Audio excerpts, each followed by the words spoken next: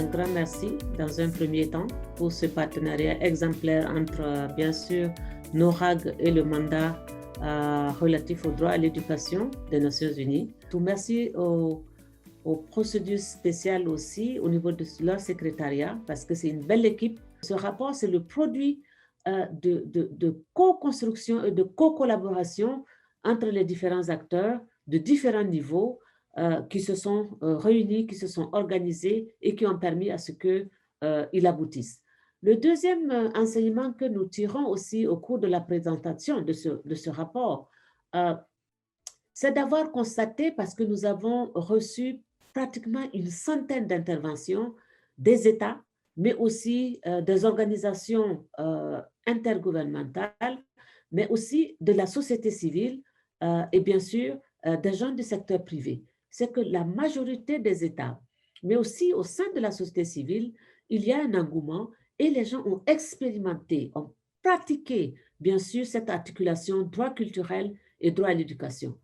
Mais je veux juste dire que souvent, malheureusement, c'est de façon fragmentaire. C'est cette articulation entre le droit à l'éducation avec les autres droits, comme grand principe déjà, et justement, cette dimension interculturalité permet justement de faire ce travail, à la fois au niveau pratique, mais au niveau aussi de la prise de décision, au niveau de la gouvernance du système éducatif. Et ça, je pense que c'est vraiment une des leçons du rapport. C'est cette articulation-là d'interculturalité, mais aussi d'interdisciplinarité qui permet justement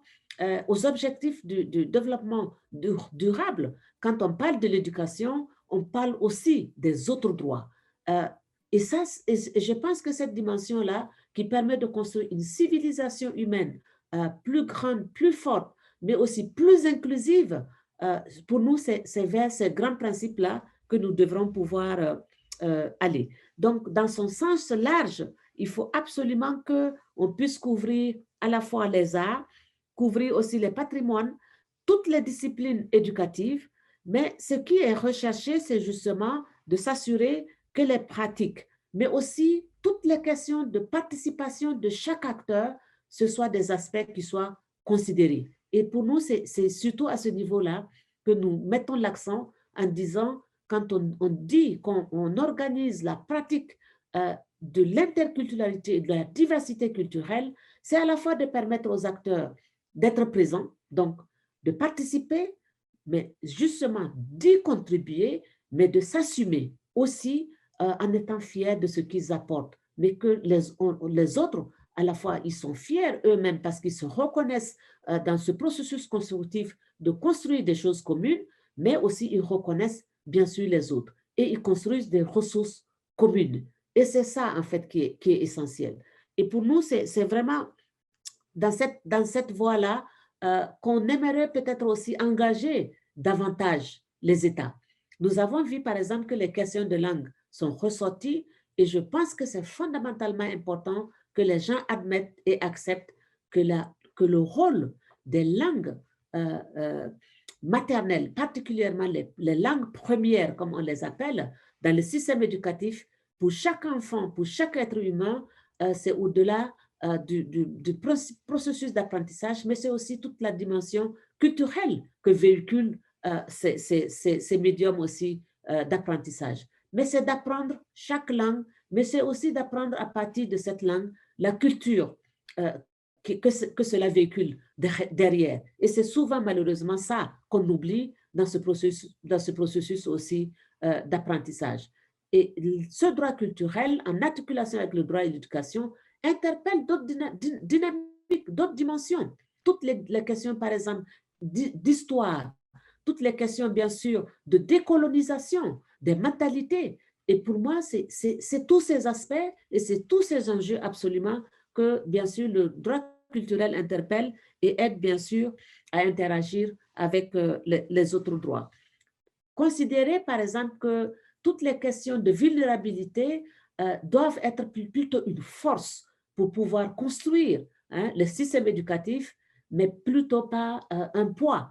dans ce processus éducationnel, je pense que c'est déjà une avancée significative. S'assurer que chaque être humain compte par rapport à son histoire, par rapport à son contexte spécifique, par rapport à ce qu'il est capable d'apporter, par rapport à la prise de décision et qu'on devrait pouvoir autonomiser davantage les systèmes éducatifs, donc les décentraliser au maximum, mais s'assurer que les écoles aient de l'espace justement pour construire cette autonomie-là d'apprentissage, mais s'assurer aussi que les enseignants et les enseignantes soient non seulement formés, mais qu'on leur donne cette liberté-là d'enseigner, et y compris d'enseigner, par exemple, des thématiques et des sujets qui soient suffisamment sensibles. Et je pense que s'il y a vraiment des enjeux sur lesquels ce rapport s'est positionné, c'est surtout aussi d'éviter que l'éducation ne soit utilisée comme de la propagande politique dans certains cas. Et pour nous, ça, c'est vraiment les éléments les plus importants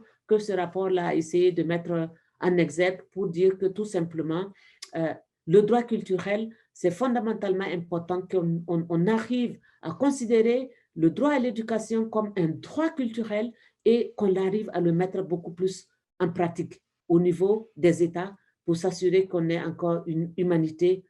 plus importante et plus forte pour chacun et pour chacune. On a choisi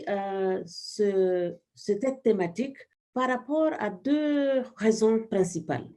La première raison,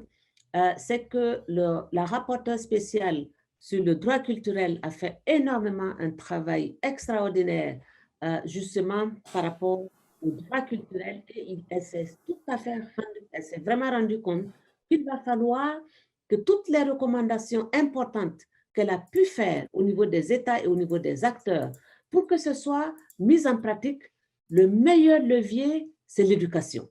S'assurer qu'il y ait une articulation entre les recommandations qui ont été faites par la rapporteure spéciale qui s'occupe du droit culturel et justement de vérifier quelle est la meilleure façon que l'éducation devrait pouvoir utiliser cette dimension. Au-delà, quand on considère aujourd'hui le système éducatif, bien sûr, dans sa globalité, à la fois au niveau de l'accès, mais aussi au niveau de la qualité surtout du système éducatif, on constate que c'est parce qu'il y a non-pertinence de la diversité culturelle et c'est pour ça qu'il y a justement peu de qualité de l'éducation. Et pour nous, c'est ces questions-là qu'il faut absolument pouvoir mettre à la lumière du monde entier pour que les gens constatent que s'il y a non-pertinence de la diversité culturelle dans le système éducatif, on ne peut pas avoir de la qualité de l'éducation.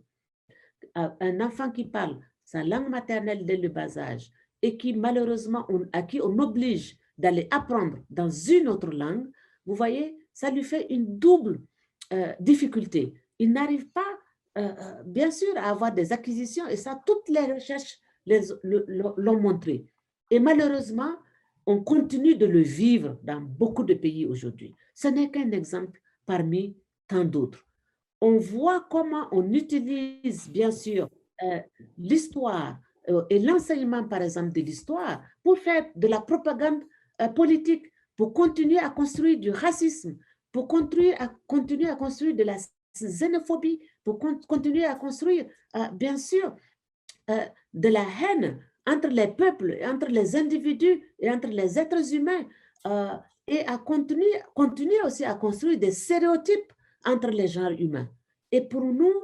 justement, c'est parce qu'il manque la pertinence de la diversité culturelle, la capacité à accepter son prochain, à reconnaître son identité, mais surtout aussi que chacun sache déjà qui il est, quelle est son histoire, et par rapport à son histoire, comment il peut en être fier et partager sa propre histoire aussi et la valoriser avec les autres. Cette somme d'histoire deviendra bien sûr cette ressource commune que les êtres humains vont pouvoir bâtir en termes de civilisation commune. Et pour nous, c'est aussi cet enjeu aujourd'hui avec la crise que nous avons vécue, la crise particulièrement du Covid, où on voit que de plus en plus, les États se renferment sur eux, mais aussi les acteurs se renferment sur eux. Et il y a beaucoup plus de racisme, de xénophobie qu'on constate à travers le monde, d'où justement la nécessité et la pertinence d'une problématique telle que cette diversité interculturelle et en utilisant bien sûr l'éducation comme levier important.